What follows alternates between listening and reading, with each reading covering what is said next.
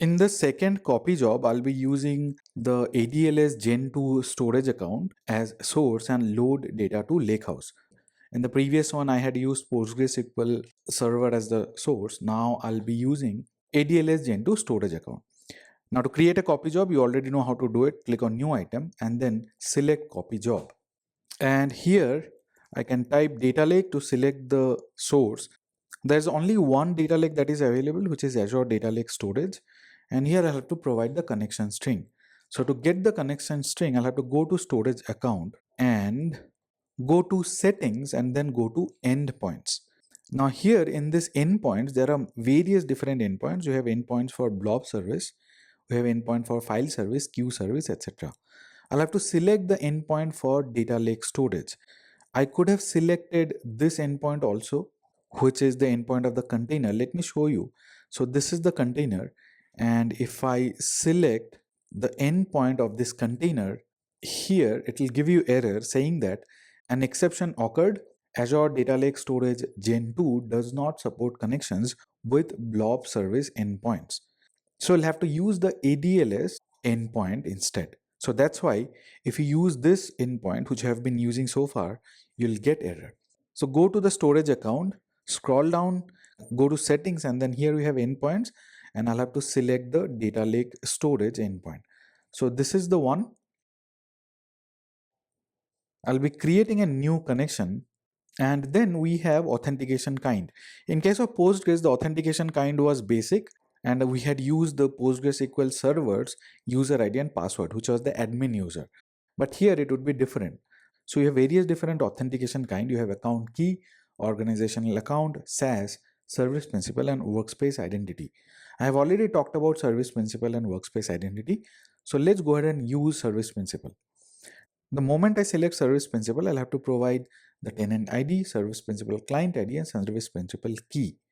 Now to get that, we'll have to go to the Microsoft Entra ID, where we had created the service principal in the app registrations.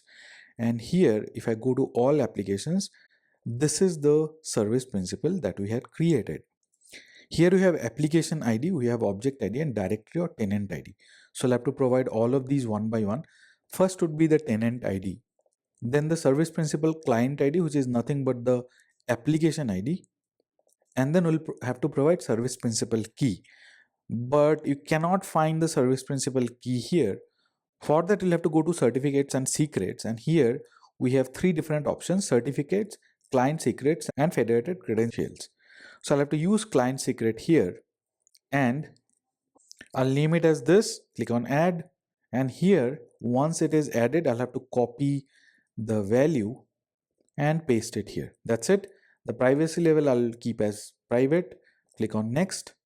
Now once you click next, you'll get this screen, and here we'll have to provide the file path and the objects. The reason is because we have selected the ADLS storage account, and inside of which we have directories also. I have created a directory inside of the container. Let me just show you that. This is the storage account container, and inside of which I have this transaction directory created, and inside of which I have two files. The reason I have done that because I'll be showing you incremental copy. And as a best practice, if you are using data lake to store CSV files, Parquet files, you should have separate directory for separate tables or accounts or separate data. Okay, so I'll be using this 3IAM Fabric ADLS container, and inside of which I have these files and this directory. So I'll be selecting this directory, and because it is a CSV file, I'll have to provide the file format, which is delimited text, that is CSV. If we want, we can use Avro, Excel, JSON, ORC, and Parquet files also, but this is of course CSV, that's why it would be delimited text. Then the delimiter would be comma. This is with the row delimiter, and I'm saying that the first row would be a header. There are some advanced settings also, like the code character, escape character, etc. And this is the data preview that we get. Click on next, and the remaining things would be the same. I'll have to select the destination, and it would be Lakehouse. Here's the name, and let's create and connect. I can use full or incremental. I'll be using the incremental copy, and then the target would be tables, not files. The mode can be either append or merge. I definitely should not use merge. And then we have table mapping. The transaction source folder should be mapped with the target transaction table. That's it. I do not have anything. If you want, we can provide the column mapping also, but that is not needed. And now I will make sure that it is run on schedule every 5 minutes. That's it. Save and run. So the first run would copy all the rows from the folder or the directory which is there in ADLS. Once that is copied, then I will upload new files and I will see the incremental upload also. Now for the first one, the load type you see, it is full load. Next time onwards, it would be incremental load. So let's wait for the job to be completed. The full load is complete and you see that 15 million rows have been read and written, and it took less than 1 minute, and the load type is full load. Now, because we have incremental load which will run every 5 minutes, let me go ahead and upload a few more files.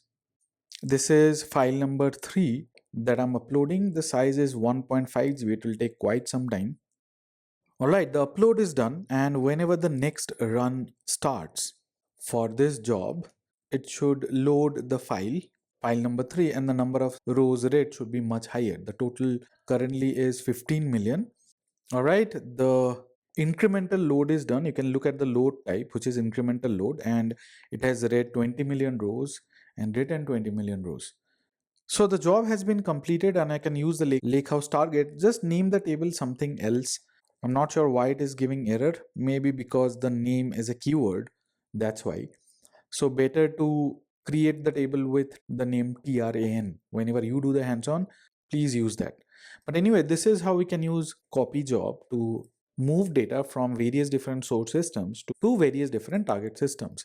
And the transformations would be just the column selection, nothing else. That is very basic level of transformation that is provided by copy job.